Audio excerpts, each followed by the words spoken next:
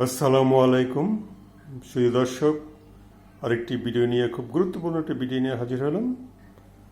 এবং আপনারা সবাই জানেন, আজ গতকাল সকালবেলায় অর্থাৎ শনিবার সকাল 9টায় মার্কিন যুক্তরাষ্ট্র ও তার মিত্র ইসরায়েল ইরানের ওপর হামলা করে, বিমান হামলা করে। একই সাথে প্রায় 200 বিমান নিয়ে তারা হামলা করে এবং এই বিমান হামলাতে ইরানের বেশ কিছু বেসামরিক এলাকায় ক্ষয়ক্ষতি হয়। বিশেষ করে একটি মেয়েদের স্কুলে হামলা করে এবং সেখানে প্রায় 40 জনের অধিক ছাত্রী মারা যান। খুবই দুঃখজনক, খুবই ন্যাক্কারজনক ঘটনা।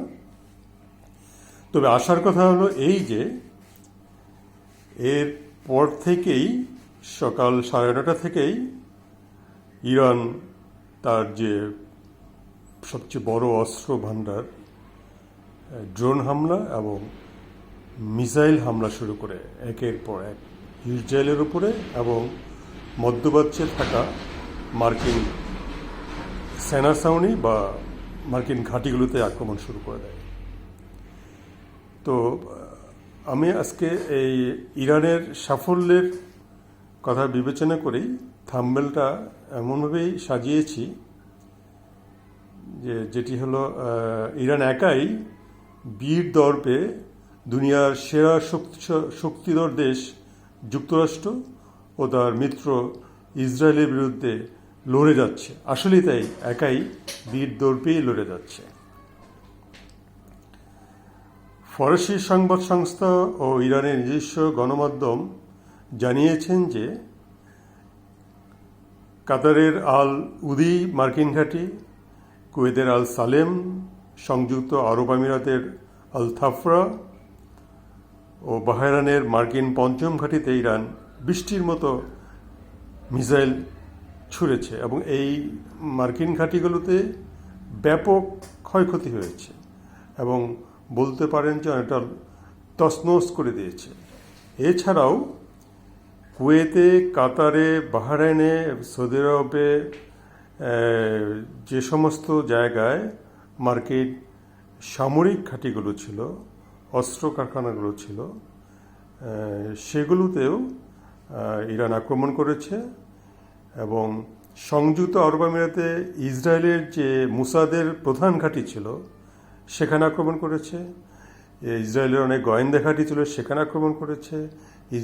ইসরায়েলের যে ধরনের ইমারত ছিল সেগুলোতে আক্রমণ করেছে। আর গোটা ইসরায়েলের তেল আবিব থেকে শুরু করে ইসরায়েলের আরও বড় বড় শহরগুলোতে ইরান মুহুর্মুহু মিসাইল আক্রমণ করছে এবং সেখানে ব্যাপক ধ্বংসলীলা হয়েছে, ব্যাপক ক্ষয়ক্ষতি হয়েছে। এবং এটাও জানা যাচ্ছে যে এভাবে যদি ইরান ইসরায়েলের উপরে একের পর এক মিসাইল আক্রমণ করতেই থাকে, ইসরায়েল খুব বেশি দূর এগোতে পারবে না। সর্বোচ্চ 2 সপ্তাহ হয়তো সে যুদ্ধ চালিয়ে যেতে পারবে। তারপর তাকে তীর্থের কাকের মতো মার্কিন যুক্তরাষ্ট্র চেয়ে থাকতে হবে বা ভিক্ষা করতে হবে, হাত চাইয়ে ভিক্ষা করতে হবে যে ভাই তোমরা আমাদেরকে অস্ত্র দাও, আমাদের অস্ত্র গোলাবর সব শেষ হয়ে গিয়েছে, আমরা তো ইরানের সাথে আর পাচ্ছি না। তো কাজেই ইরান সত্যিকার অর্থেই বীর দর্পে একাই লড়ে যাচ্ছে বিশ্বের সবচেয়ে শক্তিশালী দেশ মার্কিন যুক্তরাষ্ট্র এবং তারই কুলাঙ্গার মিত্র ইসরায়েলের বিরুদ্ধে। এটা ইরানের জন্য একটা ব্যাপক পাওয়া। আমরা সবাই ইরানের জন্য দোয়া করি, মহান আল্লাহ পাক যেন ইরানকে আরও শক্তি দান করেন, অনেক ধৈর্য শক্তি দেন এবং ইরানকে বিজয়ী করেন। কারণ এই যুদ্ধ সম্পূর্ণ আগ্রাসী যুদ্ধ। এই যুদ্ধ মার্কিন যুক্তরাষ্ট্র ইসরায়েল ইরানের উপর চাপিয়ে দিয়েছে। ইরান তার সার্বভৌমত্ব রক্ষার জন্য সে এই যুদ্ধের বিরুদ্ধে লড়ে যাবে। এটা ইরানের এবং সার্বভৌমত্বের একটি বিষয়। তার অধিকার আছে তার দেশকে, তার রাষ্ট্রকে মুক্ত করা, আধিপত্যবাদদের হাত থেকে মুক্ত করা, দেশের জনগণকে মুক্ত করা। এদিক দিয়ে আরেকটি দুঃখজনক ঘটনা হলো মধ্যপ্রাচ্যে যে কয়েকটি মুসলিম দেশ আছে তারা ভিতরে ভিতরে সত্যিই খুব মুনাফেকের পরিচয় দিচ্ছে। তার মধ্যে সবচেয়ে বেশি হলো সংযুক্ত আরব আমিরাত, যে ভিতরে ভিতরে ইসরায়েলের সাথে তার ব্যাপক বন্ধুত্ব, এরপরে কাতার, বাহরাইন, তারপরে সৌদি আরব, এরা দীর্ঘদিন ধরেই মার্কিন বলয়ের সাথে আছে, এখনও আছে, এবং মার্কিন যুক্তরাষ্ট্রকে সবসময় সহযোগিতা করে। তো এবার ইরান কাউকেই ছাড়ছে না, ছাড়বেও না।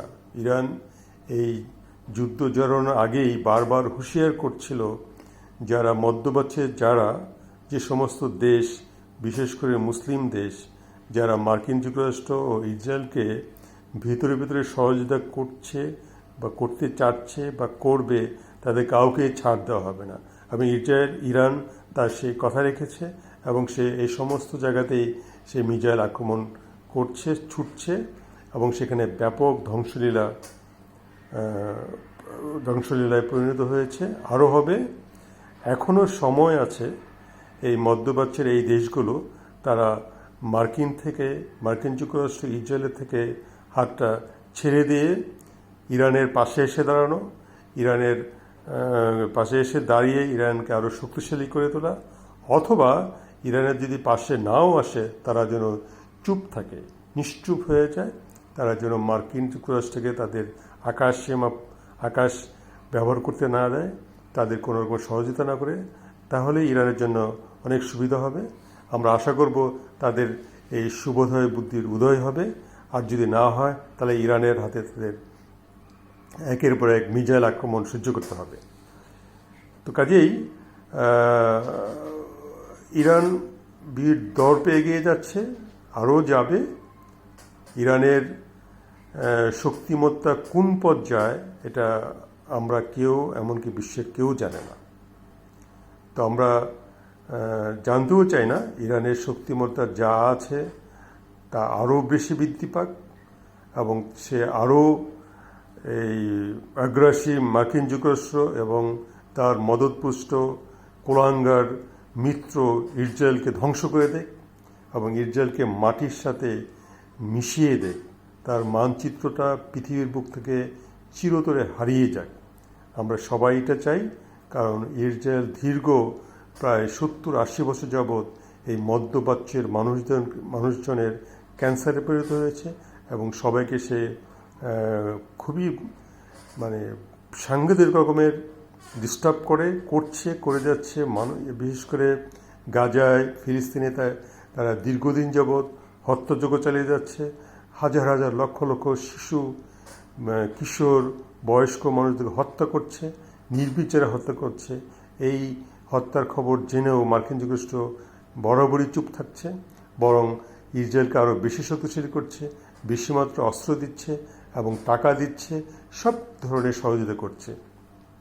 কাজে আমরা দোয়া করি ইরান যেন সেই বীর দর্পে শেষ অবধি পর্যন্ত এগিয়ে যেতে পারে এবং এই মধ্যপ্রাচ্যে মার্কিনদের এই হাত ঘুরিয়ে দিতে পারে এবং মার্কিন যুক্তরাষ্ট্রের আধিপত্য চিরতরে শেষ করে দিতে পারে, আর ইসরায়েলকে যেন মানচিত্র থেকে মুছে দিতে পারে। আমরা দোয়া করি ইরান এভাবেই বীর দর্পে এগিয়ে যাক, আরও ভালো করুক। আর পাশাপাশি এটাও দোয়া করছি যুদ্ধ যত দ্রুত সম্ভব থেমে যাক, বন্ধ হয়ে যাক। কারণ যুদ্ধ আমরা কেউ চাই না। যুদ্ধ মানে ক্ষতি, যুদ্ধ মানে মৃত্যুর হাতছানি, যুদ্ধ মানে দেশের ক্ষতি, রাষ্ট্রের ক্ষতি, গোটা পৃথিবীর ক্ষতি। তো আজকে এই পর্যন্তই থাকুক, আবার পরবর্তীতে অন্য কোনো একটা ভিডিও নিয়ে হাজির হব। আপনারা সবাই ভালো থাকেন। আল্লাহ হাফেজ।